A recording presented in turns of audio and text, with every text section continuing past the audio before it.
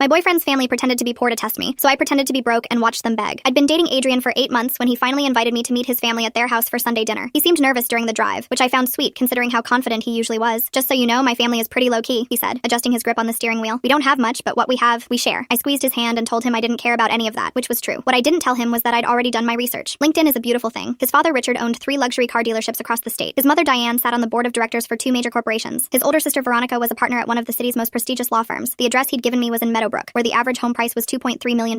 So when we pulled up to a modest ranch house with peeling paint and an overgrown lawn in a completely different neighborhood, I knew exactly what was happening. They were testing me. Adrian parked in the driveway next to a beat-up sedan that had seen better days, and I noticed the garage door was closed, probably hiding whatever luxury vehicles they actually drove. "This is it," he said, and I could hear the nervousness in his voice. I smiled and said it looked cozy, then followed him to the front door. His mother answered wearing a faded sweatshirt and old jeans, her hair pulled back in a simple ponytail. "You must be Sloan," she said, pulling me into a hug that felt calculated. Come in, come in. Sorry about the mess. The house was decorated like a stage set for a struggling middle-class family. Mismatched furniture that was probably rented, generic artwork on the walls, and a TV that had to be at least 50 years old. But I noticed the small details they'd missed. The Hermes scarf casually draped over a chair, the Montblanc pen on the side table, the barely visible tan line on Richard's wrist where an expensive watch usually sat. I complimented the house and Diane smiled, saying they'd lived here for 20 years and it had good bones even if it needed work. Dinner was served on chipped plates with bent forks, and I watched Adrian's sister Veronica struggle not to grimace as she used the obviously cheap cutlery. His younger brother Mitchell kept glancing at me like he was waiting for me to bolt. Richard asked what I did for work, and I told him I was between jobs at the moment, which wasn't technically a lie since I'd recently sold my marketing firm for 8 figures and was taking time off. "Tough economy," Richard said sympathetically. "What field were you in?" I kept it vague and said digital marketing, doing some freelance work here and there. Diane jumped in asking if I'd gone to college, and I said I'd done a couple years but had to drop out due to financial issues, which was completely false, but I wanted to see where this was going. The whole family exchanged these quick looks like they'd just confirmed something. Mitchell asked if I had student loans and I said I was still paying them off, which made Diane touch Adrian's arm with this concerned expression. "That must be stressful," she said in a tone that was probably meant to sound supportive but came across as condescending. Throughout dinner, they kept dropping hints about their supposed financial struggles. Richard mentioned how expensive car repairs were, even though I'd seen his LinkedIn post from last month about expanding his dealership empire. Diane talked about clipping coupons and shopping sales, despite the Cartier Love bracelet I'd spotted in a photo on her office wall from the company website. Veronica complained about law school debt, which was hilarious considering she'd graduated 15 years ago and was pulling in 7 figures annually. The performance was almost impressive in its coordination. After dinner, Adrian excused himself to help his mom in the kitchen, and Richard suggested I join him on the back porch for some air. I followed him outside to a deck that desperately needed staining, and he leaned against the railing with this serious expression. "Adrian really cares about you," he started, and I could feel the setup coming. "We just want to make sure you care about him for the right reasons." I played dumb and asked what he meant. Richard said that Adrian was a good kid with a big heart, and they'd seen him get hurt before by people who were more interested in what he could provide than who he was. I asked if he was asking about my intentions, and Richard nodded. "We're not a wealthy family, Sloan. What you see is what you get. If you're with Adrian expecting some kind of upgrade or financial support, you should know that's not something we can offer." I looked him dead in the eye and said I was with Adrian because I loved him, not because of what was in his bank account. Richard seemed satisfied with that answer and patted my shoulder before heading back inside. I stayed on the porch for a minute, pulling out my phone to text my assistant. "Pull my investment portfolio details. I need the documentation showing I'm broke. Create a paper trail for student loans, credit card debt, the works. Make it look convincing." She responded within seconds saying she was on it. When I went back inside, Diane pulled me aside for what I assumed would be the mother's version of Richard's talk. But it wasn't for the reason I expected. The rest of the story is linked below or on my channel.